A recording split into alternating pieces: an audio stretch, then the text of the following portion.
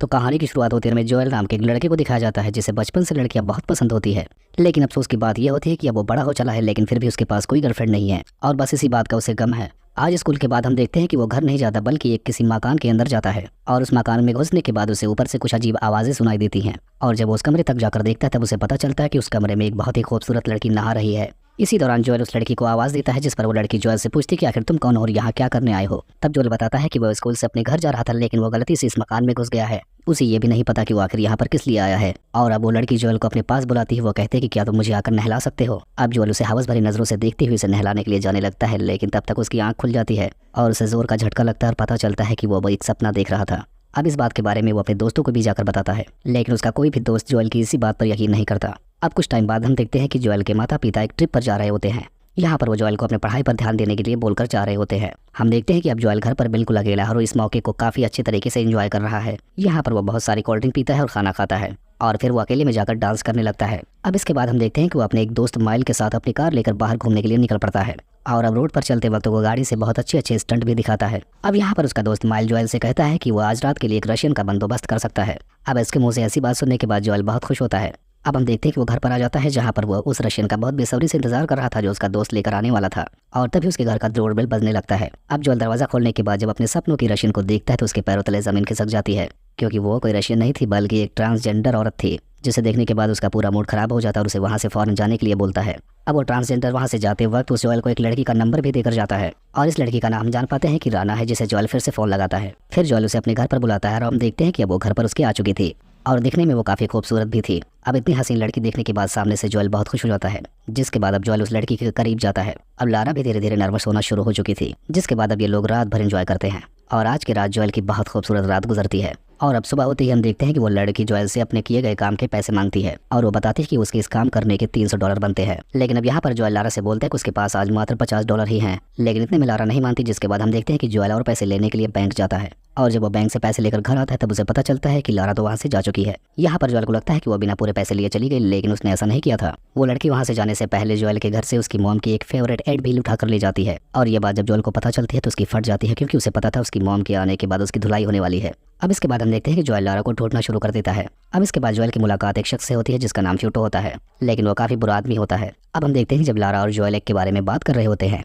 तब वो अपना घर जोएल पर रखता है जिसके बाद जोएल जबरदस्ती करके वहां से भाग जाती है। इधर जोएल भी कैसे भी करके अपनी कार निकाल लेता है जिसके बाद हम देखते हैं कि क्योटो भी अपनी गाड़ी निकालकर उनका पीछा करने लगता है। अब हम देखते हैं कि किसी तरीके से जोएल यहाँ से बच निकलने में कामयाब हो जाता है जिसके बाद हम देखते हैं लारा दोबारा जोएल से मिलने उसके घर आती है। वो बताते हैं जोएल को कि उसकी माँ का एड्रेस उसके पास नहीं है बल्कि वो क्योटो के पास है लेकिन अब वो उसे वापस नहीं करेगा। अब हम देखते हैं कि जोएल के स्कूल जाने का टाइम हो गया था जहाँ पर वो लारा से कहता है कि अभी वो उसके घर पर ही रहे लेकिन वो जाने से पहले एक और रिक्वेस्ट करता है कि वो उसके घर में दोबारा से किसी तरह की कोई चोरी ना करे। अब इधर हम देखते हैं कि जोएल जब अपने स्कूल में होता है लेकिन फिर भी वो बार बार अपनी घड़ी पर देखे जा रहा था और वो सोच रहा होता है कि कैसे भी ये वक्त खत्म हो जाए और मैं जल्दी से लॉरा के पास पहुंच जाऊं। और होता भी ऐसे है, वो शाम होते ही लॉरा के पास पहुंच जाता है। जब वो घर पहुंचता है तब उसे पता चलता है कि उसके दोस्त भी उसके घर पर पहुंच चुके हैं और उसके साथ साथ वहाँ पर लॉरा की एक सहेली भी है। यानी लॉरा ने एक दिन में ही उसके घर को वैश्यालय बना रखा है। यहाँ पर हम दूसरी लड़की का नाम विकी जान पाते हैं और कुछ टाइम गुजरने के बाद जोएल भी विकी को एक्सेप्ट कर लेता है। अब इस दौरान वहाँ पर जोएल का दोस्त बैरी भी आता है। अब ये चारों मिलकर नाइट आउट के लिए निकल पड़ते हैं। तब जोएल अपनी कार को एक अकेली जगह पर ले जाता है जहाँ पर नदी का एक किनारा होता है लेकिन तब तक उसकी कार नदी की तरफ जाने लगती है और चाहकर वो उसे रोक नहीं पाता। आखिरकार वो कार अब पानी में डूब चुकी है। इसके बाद जोएल अब उस कार को रिपेयर करवाने के लिए लेकर जाता है लेकिन अब खड़ी कार के अंदर मछलियां निकल रही हैं। अब उसकी कार बन जाने के बाद वहाँ का मैकेनिक जो बिल जोएल को बताता है तो उसकी फट जाती है क्योंकि कार जितने में बनी है जोएल के पास उतने पैसे नहीं हैं। जिसके बाद जोएल वहाँ से जाकर अब लारा से इस बारे में बात करता है। तब यहाँ पर लारा उसे बताती है कि मैं तुम्हें एक ऐसा जुगाड़ बता सकती हूँ जिसके बदले में तुम अपनी कार अच्छे से बनवा सकते हो। जब जोएल लारा से पूछता है कि आखिर मैं ऐसा क्या करूँ तब लारा उसे बताती है कि क्या मैं तुम्हारे घर को एक दिन के लिए वैश्यालय बना सकती हूँ क्योंकि इससे हमें काफी पैसे मिलने वाले हैं। अब मजबूरन जोएल इसके बारे में हाँ बोल देता है। इधर हम जोएल के पेरेंट को देखते हैं जो जोएल से कनेक्ट करने की कोशिश कर रहे थे और इस वक्त वो जोएल को फोन करके बताते हैं कि वो बहुत जल्द ही आने वाले हैं। अब इससे हम जान पाते हैं कि जोएल के पास अब ज्यादा वक्त नहीं बचा था।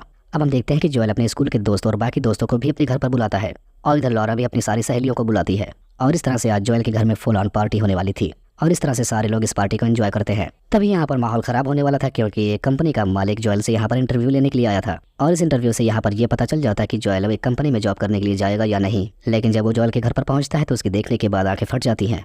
अब जोएल कोऑर्डिनेटर से मिलकर उसे अपने कमरे में लेकर आता है जिसके बाद वो आदमी अब उसका इंटरव्यू लेना शुरू कर देता है यहाँ पर वो जोएल से पूछता है कि तुम्हारा फेवरेट सब्जेक्ट कौन सा है। अब यहाँ पे इस बात का जवाब जोएल अपने हिसाब से देता है। अब इसके बाद हम देखते हैं जोएल और लॉरा दोनों मिलकर एक रेलवे स्टेशन पर जाते हैं, जहाँ से वो शिकागो के लिए ट्रेन पकड़ते हैं। ये लोग ट्रेन में तब तक सफर करते हैं जब तक ट्रेन का हर एक बंदा ट्रेन से उतर नहीं जाता, जिसके बाद अब सबके उतर जाने के बाद ये लोग यहाँ पर इंटीमेट होते हैं। अब अगली सुबह जब जोएल वहाँ से अपने घर के लिए निकलता है, तब घर पहुंचकर उसे पता चलता है कि उसके घर में चोरी हो चुकी है। अब इस बात के लिए उसे लॉरा पर शक होता है, जिसके बाद वो फौरन लॉरा को फोन लगाता है, लेकिन उसका फोन अब क्यूटो उठाता है, जिससे हमें पता चलता है कि उसके घर में चोरी क्यूटो ने की है।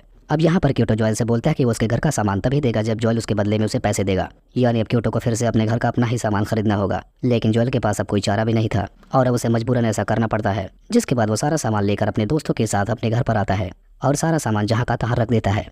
और इसके बाद वहाँ पर हम देखते हैं कि जोएल के पेरेंट्स भी अब आ चुके हैं। यहाँ अपने घर में चारों तरफ देखने के बाद इन लोगों को सब कुछ तो ठीक लगता है, लेकिन जोएल के मॉम की नज़र जब उनके हेड पर जाती है तब वो वहाँ से गायब था। लेकिन थोड़ी देर बाद जोएल की मॉम देखती है कि उनका हेड की जगह पर टूटा फूटा पड़ा है। तब जोएल की मदर जोएल से पूछते कि आखिर तुमने ऐसा क्या किया मेरे हेड के साथ। लेकिन यहाँ पर जोएल के पास कोई जवाब नहीं था, जिसकी वजह से वो अटकी भटकी बातें करने लगता है, जिस पर जोएल की मॉम उसे बहुत डांटती हैं। लेकिन तब तक जोएल के फादर भी जोएल के पास आते हैं और वो बहुत खुश थे।